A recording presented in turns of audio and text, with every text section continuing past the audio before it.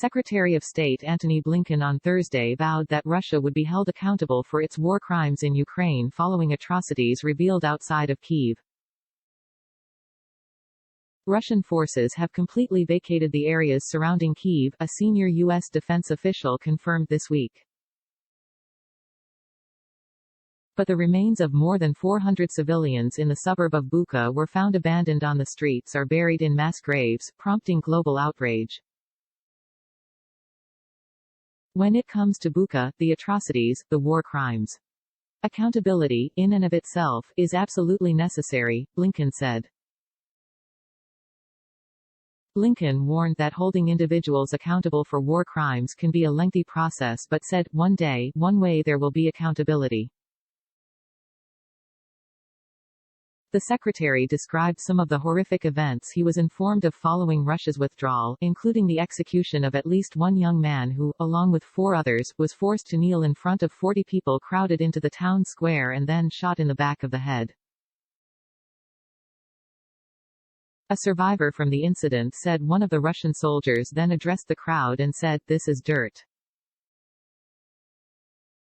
We're here to cleanse you from the dirt." Blinken then described specific incidents of rape and torture occurring outside of Bucha, along with the execution of Mayor Olga Sukhenko from the town of Motyzhyn, whose body was found, with her hands bound, in a shallow grave alongside her husband and son.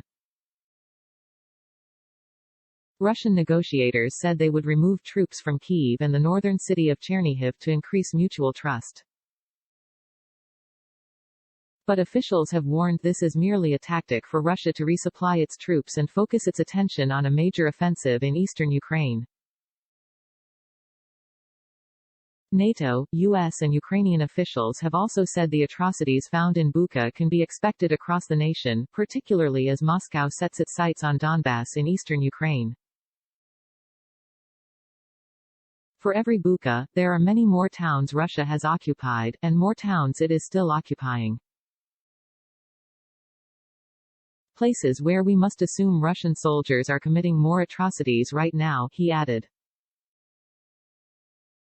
Washington has provided more than $1.7 billion in aid since the invasion began in February and more than $2.4 billion since January 2021. The U.S. and NATO pledged Thursday to increase support for Ukraine, but officials have remained mum on what type of weaponry they will send Kyiv.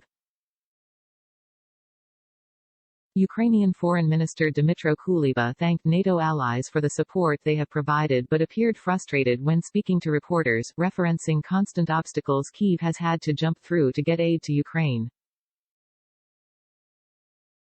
"The problem is that you always have to break one wall after another. The first wall was, we're not going to send you weapons. Okay, we broke it, no one is saying that anymore," he told reporters from NATO headquarters Thursday. The one was, we will send you light weapons, but not heavy weapons. We broke this wall as well. And now we are again in this situation. When will you send this? He questioned. We have no time. NATO Secretary-General Jens Stoltenberg said the alliance has been providing aid to Ukraine since Russia invaded in 2014.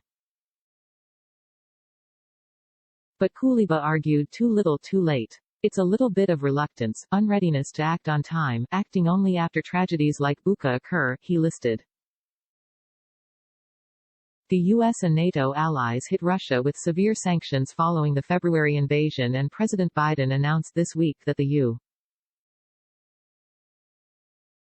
will again increase its sanctions posture, this time targeting Russian President Vladimir Putin's adult children.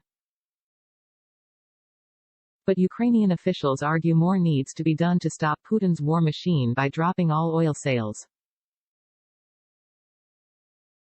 How many children, women, men have to die, innocent lives have to be lost, for you to understand that you cannot allow sanctions fatigue? Kuleba asked.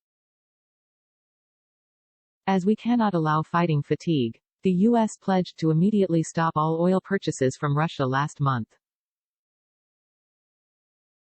But Europe, which relies on Russia for 40% of its energy needs, said it could not afford to make the same commitment until the end of 2022.